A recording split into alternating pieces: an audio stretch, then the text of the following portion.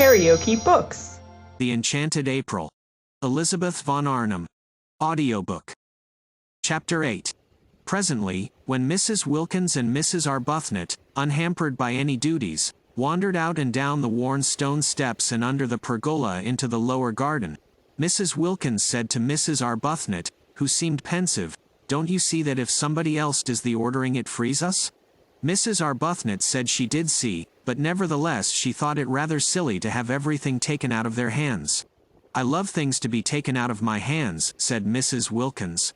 "But we found San Salvatore," said Mrs. Arbuthnot, "and it is rather silly that Mrs. Fisher should behave as if it belonged only to her." "What is rather silly," said Mrs. Wilkins with much serenity, "is to mind. I can't see the least point in being in authority at the price of one's liberty." Mrs. Arbuthnot said nothing to that for two reasons. First, because she was struck by the remarkable and growing calm of the hitherto incoherent and excited Lottie, and secondly because what she was looking at was so very beautiful. All down the stone steps on either side were periwinkles in full flower, and she could now see what it was that had caught at her the night before and brushed, wet and scented, across her face. It was wisteria and sunshine. She remembered the advertisement. Here indeed were both in profusion.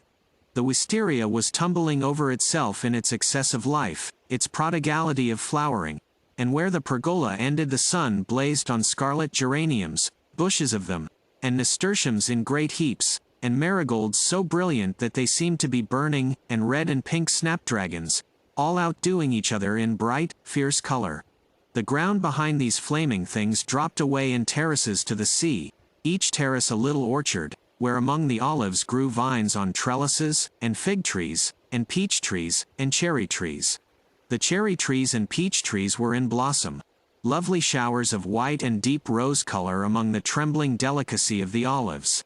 The fig leaves were just big enough to smell of figs, the vine buds were only beginning to show. And beneath these trees were groups of blue and purple irises, and bushes of lavender, and gray, sharp cactuses, and the grass was thick with dandelions and daisies, and right down at the bottom was the sea. Color seemed flung down anyhow, anywhere.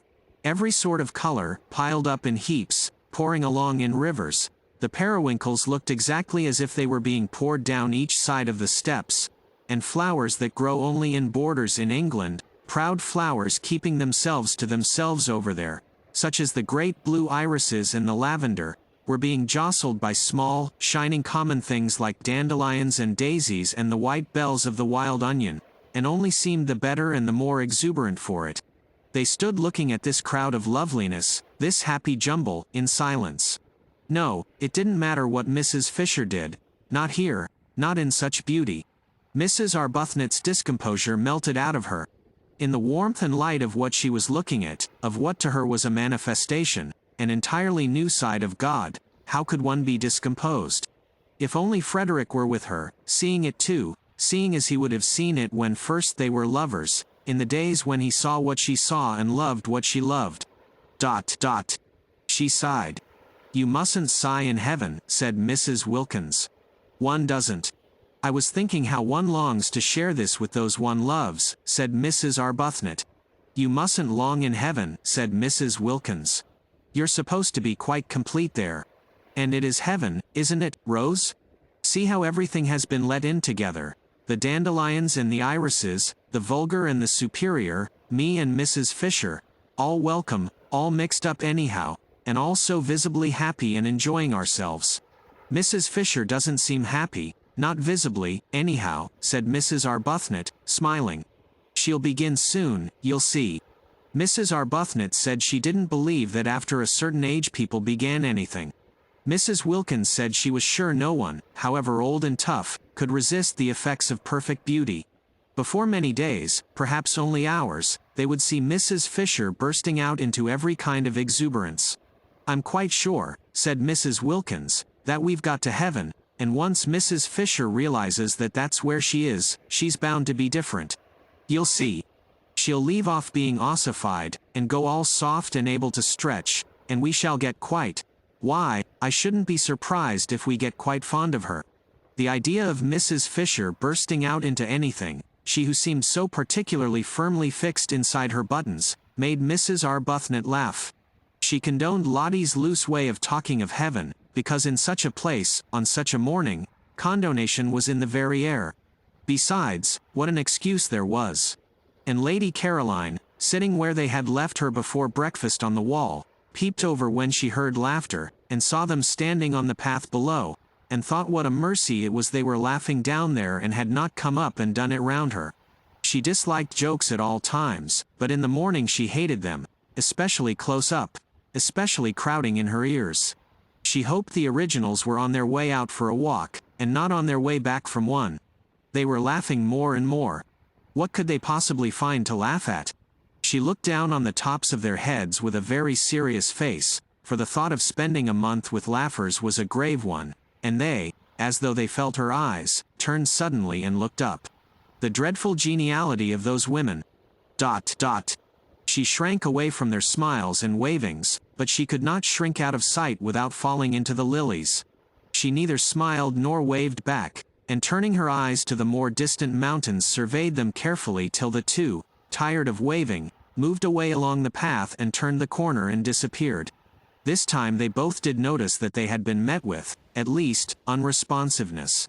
"If we weren't in heaven," said Mrs. Wilkins serenely, "I should say we had been snubbed, but as nobody snubs anybody there of course we can't have been." "Perhaps she is unhappy," said Mrs. Arbuthnot. "Whatever it is she'll get over it here," said Mrs. Wilkins with conviction. "We must try and help her," said Mrs. Arbuthnot. "Oh, but nobody helps anybody in heaven. That's finished with. You don't try to be, or do. You simply are." Well, Mrs. Arbuthnot wouldn't go into that. Not here, not today. The vicar, she knew, would have called Lottie's talk levity, if not profanity. How old he seemed from here.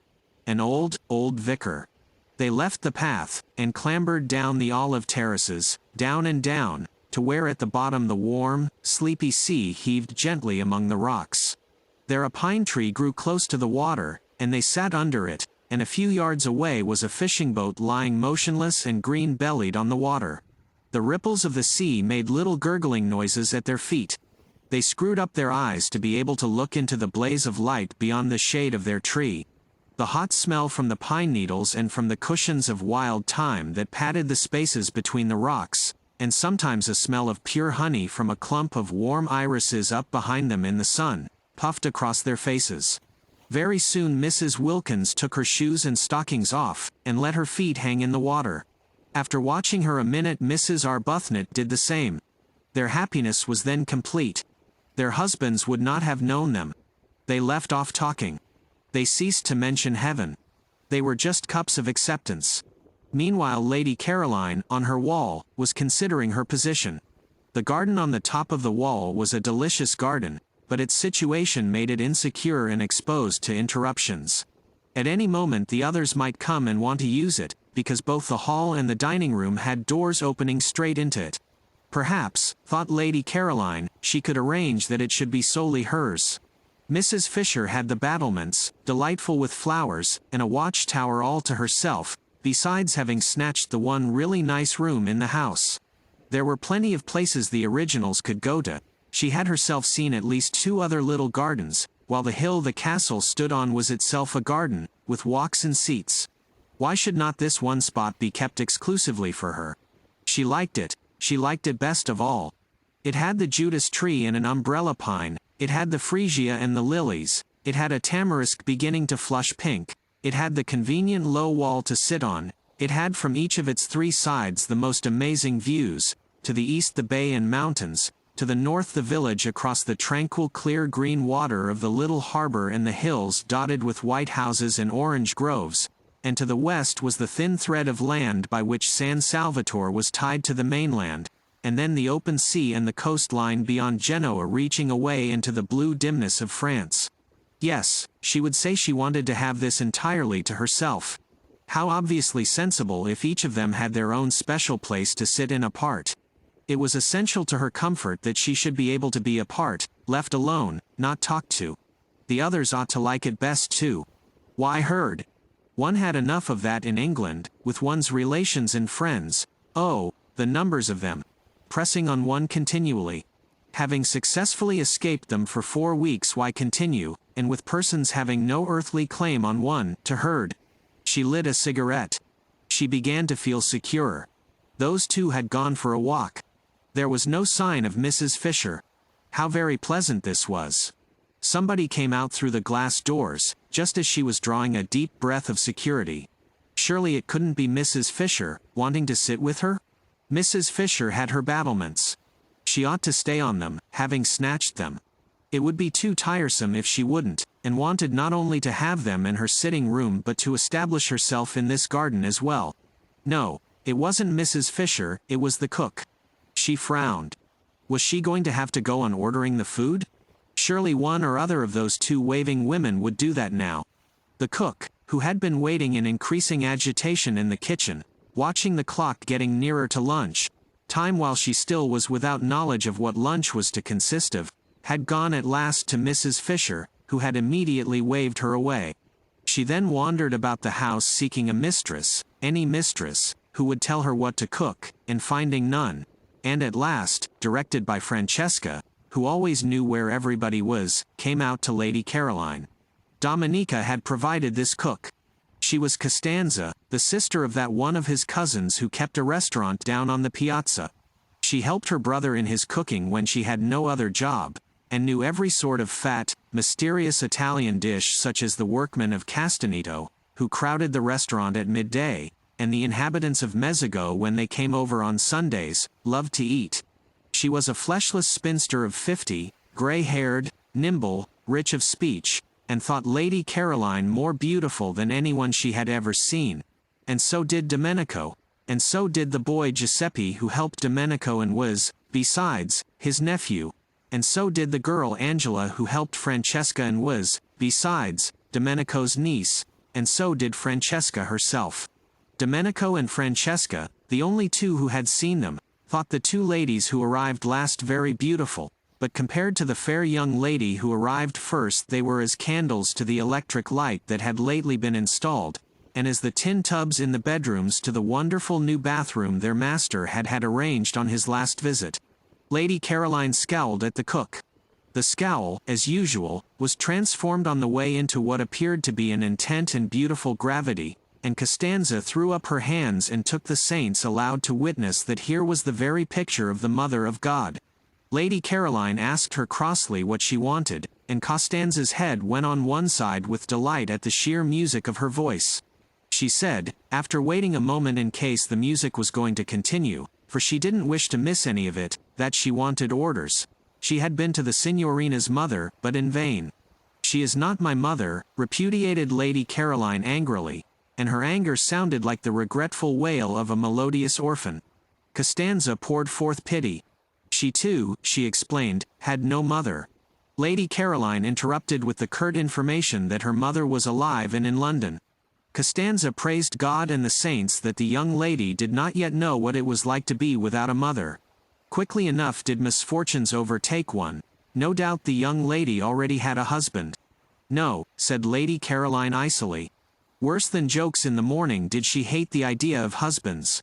And everybody was always trying to press them on her. All her relations, all her friends, all the evening papers. After all, she could only marry one, anyhow, but you would think from the way everybody talked, and especially those persons who wanted to be husbands, that she could marry at least a dozen. Her soft, pathetic "no" made Costanza, who was standing close to her, well with sympathy. "Poor little one," said Costanza, moved actually to pat her encouragingly on the shoulder, "take hope. There is still time." "For lunch," said Lady Caroline freezingly, marveling as she spoke that she should be patted, she who had taken so much trouble to come to a place, remote and hidden, where she could be sure that among other things of a like oppressive nature pattings also were not. "We will have." Costanza became business-like. She interrupted with suggestions, and her suggestions were all admirable and all expensive. Lady Caroline did not know they were expensive, and fell in with them at once. They sounded very nice. Every sort of young vegetables and fruits came into them, and much butter and a great deal of cream and incredible numbers of eggs. Costanza said enthusiastically at the end, as a tribute to this acquiescence, that of the many ladies and gentlemen she had worked for on temporary jobs such as this she preferred the English ladies and gentlemen. She more than preferred them, they roused devotion in her. For they knew what to order, they did not skimp, they refrained from grinding down the faces of the poor. From this Lady Caroline concluded that she had been extravagant, and promptly countermanded the cream. Constanza's face fell, for she had a cousin who had a cow, and the cream was to have come from them both. "And perhaps we had better not have chickens," said Lady Caroline. Constanza's face fell more, for her brother at the restaurant kept chickens in his backyard, and many of them were ready for killing. "Also do not order strawberries till I have consulted with the other ladies," said Lady Caroline, remembering that it was only the 1st of April, and that perhaps people who lived in Hampstead might be poor. Indeed, must be poor, or why live in Hampstead? "It is not I who am mistress here." "Is it the old one?" asked Costanza, her face very long. "No," said Lady Caroline. "Which of the other two ladies is it?" "Neither," said Lady Caroline. Then Costanza's smiles returned, for the young lady was having fun with her and making jokes. She told her so, in her friendly Italian way, and was genuinely delighted. "I never make jokes," said Lady Caroline briefly. "You had better go, or lunch will certainly not be ready by 12:30. And these curt words came out sounding so sweet that Costanza felt as if kind compliments were being paid her, and forgot her disappointment about the cream and the chickens, and went away all gratitude and smiles. "This," thought Lady Caroline, "will never do. I haven't come here to housekeep, and I won't." She called Costanza back. Costanza came running. The sound of her name in that voice enchanted her. "I have ordered the lunch for today," said Lady Caroline, with the serious angel face that was hers when she was annoyed, "and I have also ordered the dinner, but from now on you will go to one of the other ladies for orders. I give no more." The idea that she would go on giving orders was too absurd. She never gave orders at home. Nobody there dreamed of asking her to do anything. That such a very tiresome activity should be thrust upon her here, simply because she happened to be able to talk Italian, was ridiculous. Let the originals give orders if Mrs. Fisher refused to. Mrs. Fisher, of course, was the one nature intended for such a purpose. She had the very air of a competent housekeeper. Her clothes were the clothes of a housekeeper, and so was the way she did her hair. Having delivered herself of her ultimatum with an acerbity that turned sweet on the way, and accompanied it by a peremptory gesture of dismissal that had the grace and loving kindness of a benediction, it was annoying that Costanza should only stand still with her head on one side gazing at her in obvious delight. "Oh, go away!" exclaimed Lady Caroline in English, suddenly exasperated. There had been a fly in her bedroom that morning which had stuck just as Costanza was sticking. Only one, but it might have been a myriad, it was so tiresome from daylight on. It was determined to settle on her face, and she was determined it should not. Its persistence was uncanny. It woke her, and would not let her go to sleep again. She hit at it, and it eluded her without fuss or effort and with an almost visible blandness, and she had only hit herself. It came back again instantly, and with a loud buzz alighted on her cheek. She hit at it again and hurt herself, while it skimmed gracefully away. She lost her temper, and sat up in bed and waited, watching to hit at it and kill it. She kept on hitting at it at last with fury and with all her strength, as if it were a real enemy deliberately trying to madden her, and it elegantly skimmed in and out of her blows, not even angry, to be back again the next instant. It succeeded every time in getting onto her face, and was quite indifferent how often it was driven away. That was why she had dressed and come out so early. Francesca had already been told to put a net over her bed, for she was not going to allow herself to be annoyed twice like that. People were exactly like flies. She wished there were nets for keeping them off too. She hit at them with words and frowns, and like the fly they slipped between her blows and were untouched. Worse than the fly, they seemed unaware that she had even tried to hit them. The fly at least did for a moment go away. With human beings the only way to get rid of them was to go away herself. That was what, so tired, she had done this April, and having got here, having got close up to the details of life at San Salvatore, it appeared that here, too, she was not to be let alone. Viewed from London there had seemed to be no details. San Salvatore from there seemed to be an empty, a delicious blank. Yet, after only 24 hours of it, she was discovering that it was not a blank at all, and that she was having to ward off as actively as ever. Already she had been much stuck to. Mrs. Fisher had stuck nearly the whole of the day before, and this morning there had been no peace, not 10 minutes uninterruptedly alone. Costanza of course had finally to go because she had to cook, but hardly had she gone before Domenico came. He came to water and tie up. That was natural, since he was the gardener, but he watered and tied up all the things that were nearest to her. He hovered closer and closer. He watered to excess. He tied plants that were as straight and steady as arrows. Well, at least he was a man, and therefore not quite so annoying, and his smiling good morning was received with an answering smile. Upon which Domenico forgot his family, his wife, his mother, his grown-up children and all his duties, and only wanted to kiss the young lady's feet. He could not do that, unfortunately, but he could talk while he worked, and talk he did, voluminously, pouring out every kind of information, illustrating what he said with gestures so lively that he had to put down the watering pot, and thus delay the end of the watering. Lady Caroline bore it for a time but presently was unable to bear it, and as he would not go, and she could not tell him to, seeing that he was engaged in his proper work, once again it was she who had to. She got off the wall and moved to the other side of the garden, where in a wooden shed were some comfortable low cane chairs. All she wanted was to turn one of these round with its back to Domenico and its front to the sea towards Genoa. Such a little thing to want. One would have thought she might have been allowed to do that unmolested. But he, who watched her every movement, when he saw her approaching the chairs darted after her and seized one and asked to be told where to put it. Would she never get away from being waited on, being made comfortable, being asked where she wanted things put, having to say thank you? She was short with Domenico, who instantly concluded the sun had given her a headache, and ran in and fetched her a sunshade and a cushion and a footstool, and was skillful, and was wonderful, and was one of nature's gentlemen. She shut her eyes in a heavy resignation. She could not be unkind to Domenico. She could not get up and walk indoors as she would have done if it had been one of the others. Domenico was intelligent and very competent. She had at once discovered that it was he who really ran the house, who really did everything. And his manners were definitely delightful, and he undoubtedly was a charming person. It was only that she did so much long to be let alone. If only she could be left quite quiet for this 1 month, she felt that she might perhaps make something of herself after all. She kept her eyes shut, because then he would think she wanted to sleep and would go away. Domenico's romantic Italian soul melted within him at the sight, for having her eyes shut was extraordinarily becoming to her. He stood entranced, quite still, and she thought he had stolen away, so she opened them again. No, there he was, staring at her. Even he. There was no getting away from being stared at. "I have a headache," she said, shutting them again. "It is the sun," said Domenico, "and sitting on the wall without a hat. I wish to sleep." "Si, signorina," he said sympathetically, and went softly away. She opened her eyes with a sigh of relief. The gentle closing of the glass doors showed her that he had not only gone quite away but had shut her out in the garden so that she should be undisturbed. Now perhaps she would be alone till lunchtime.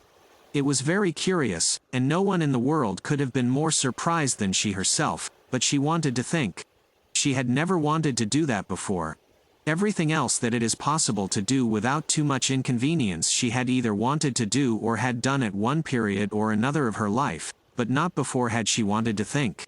She had come to San Salvatore with the single intention of lying comatose for 4 weeks in the sun, somewhere where her parents and friends were not, lapped in forgetfulness, stirring herself only to be fed, and she had not been there more than a few hours when this strange new desire took hold of her.